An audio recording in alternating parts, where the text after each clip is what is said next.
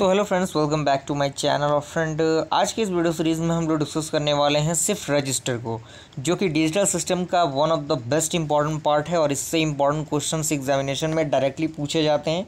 Directly इसके type को पूछा जाता है, शॉर्ट नोट में भी ये पूछा जाता है। तो ये टॉपिक को बहुत ही बेहतरीन तरीके से आपको देखना है।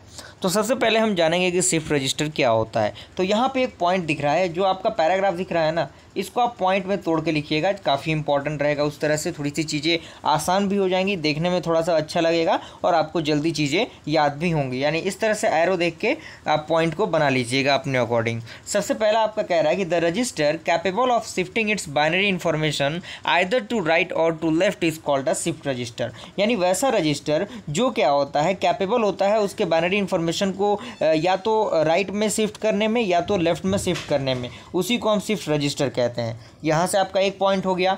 उसके बाद यहाँ से दूसरा पॉइंट आपका शुरू होता है कि shift register consist of array of flip flop connected in cash code. यानी ये दूसरा पॉइंट आपका होगा कि जो शिफ्ट रजिस्टर होता है वो कंसिस्ट होता है किसमें, एरे में, फ्लिप फ्लॉप के, और कनेक्ट होता है कैश कोड से। उसके बाद आपका तीसरा पॉइंट आपका जो होगा वो होगा all flip flop receive a common clock pulse which causes the shift from one stage to the next stage. यानी जितने भी फ्लिप फ्लॉप होते हैं वो एक कॉमन क्लॉक को रिसीव करेंगे, या तो क्लॉकवाइज या तो एंटी क्लॉकवाइज, उसके शिफ्ट ऑपरेशन के अकॉर्डिंग। एक स्टेज से दूसरे स्टेज में जाने के दौरान वो एक कॉमन क्लॉक को क्या करेंगे, फॉलो करेंगे। तो ये आपका तीसरा पॉइंट हो गया। देन आपका चौथा पॉइंट यहाँ से होगा कि shift register are classified depending upon the way data are loaded and retrieved. यानी जो शिफ्ट रजिस्टर होता है वो डिपेंड होता है डेटा पे जो लोडेड होता है रिट्राइव के लिए, वो किस तरह से क्लासिफाइड किया जाता है। वो 4 तरीक़ों से क्लासिफाइड किया जाता है। पहला आपका है serial input serial output shift register. दूसरा आपका है serial input parallel output shift register. तीसरा आपका है parallel input serial output shift register. और चौथा आपका है parallel input parallel output shift register. तो इसको आपको पैराग्राफ में नहीं, चीज़ों को पॉइंट वाइज लिखना है, ताकि आपकी चीज़ें थोड़ी सी छोटी हो जाए, याद करने में थोड़ा सा आसानी हो और एग्जामिनर को भी बेहतर तरीके से दिखे कि हाँ थोड़ा सा बेहतर रिप्रेजेंटेशन किया गया है कॉपी का। क्लियर।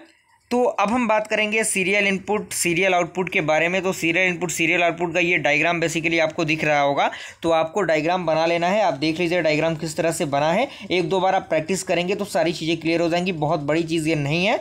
और ये बेसिकली क्या है, आपका डायग्राम है। यहाँ से एक इनपुट आ रहा है, यहाँ पे सीरियल आउटपुट आपका जा रहा है, और बाकी सारी चीज़ें सीरियल वाइज क्या हैं, जुड़ी हुई हैं। क्लियर। यहाँ पे आपका एक स्टेटमेंट कह रहा है कि from the above diagram of SISO, यानी सीसो यानी शिफ्ट रजिस्टर जो आपका होता है उसको हम शॉर्ट में कई बार सीसो भी लिखते हैं, जो कि आपका सीरियल इनपुट सीरियल आउटपुट होता है। तो घबराने की ज़रूरत नहीं है, कई बार शॉर्ट भी पूछ देता है, कई बार लॉन्ग भी पूछ देता है। तो इसमें कह रहा है कि shift register output of each flip flop output of each flip flop is connected to the input of next flip flop. यानी जो आउटपुट है फ्लिप फ्लॉप का वो क्या है, कनेक्ट है उसके नेक्स्ट फ्लिप फ्लॉप से और इसके राइट में।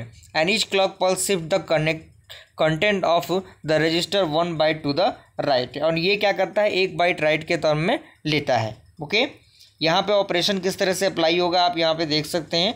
सीरियल लोडिंग और सीरियल रिट्रीविंग के लिए आपका डाटा रिप्रेजेंटेशन दिया गया है। यहाँ से आपको ट्रूथ टेबल बना लेना है। बेसिकली ये ट्रूथ टेबल ही है, तो या तो आप इसको फॉलो करें या तो इसको फॉलो करें, कोई भी एक आप फॉलो कर सकते हैं। कोई बहुत बड़ी चीज़ है नहीं इसमें। तो मैं रिकमेंड करूँगा कि आप इसी को थोड़ा सा फॉलो कीजिए और एक दो बार प्रैक्टिस करेंगे तो चीज़ें क्लियर हो जाएंगी। यहाँ पे एक रूल फॉलो हो रहा है जो कि इस तरह से वैल्यू पुट करना। तो ये पूरा आपका 0 हो रहा है, फिर यहाँ पे 1, फिर बाकी 0, फिर यहाँ पे 1 बाकी 0, फिर यहाँ पे आपका 1 ये 0, फिर ये 1 ये 0, फिर ये 1 ये 1 ये 0 ये 1। इस तरह से करके आप क्या कर सकते हैं, एक दो बार प्रैक्टिस करेंगे तो चीज़ें आपकी क्लियर हो जाएंगी। अगला आपका क्या है, अगला है serial input parallel output shift register, जिसे हम लोग सीपो कहते हैं। तो ये भी आपका वही है। इसमें क्या कह रहा है कि in SIPO data is loaded seriously and 1 bit at a time but data can be readed simultaneously. यानी एक बिट क्या होता है, एक समय पे यूज़ किया जाता है, लेकिन वो जो आपका डेटा रीड किया जाता है वो क्या जाता है, साइमल्टेनियसली रीड किया जाता है। And clock pulse stop at the moment of the binary information is stored.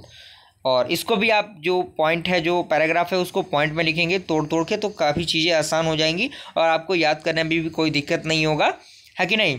तो यह आपका फिगर है जो कि आपका serial input parallel output shift register है, उसका फिगर ये दिया हुआ है। उसके बाद ये आपका parallel input parallel output shift जो रजिस्टर है उसका आपको फिगर दिया हुआ है।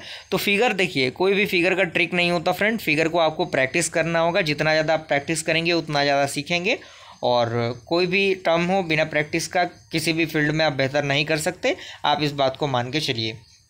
उसके बाद आपका parallel input serial output shift register आता है, जिसे हम लोग पीसो कहते हैं।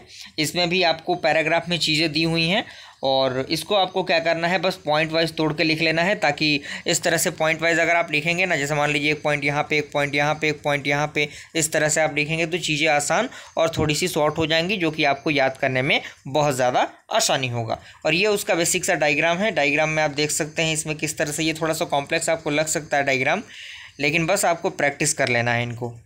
ओके, तो आई होप यहाँ तक पूरा प्रोसीजर आपको समझ में आ गया होगा। अगर वीडियो पसंद आए तो लाइक ज़रूर कीजिएगा फ्रेंड्स, और जल्दी मिलते हैं फ्रेंड्स ऐसे इंटरेस्टिंग वीडियो के साथ। तब तक के लिए थैंक यू।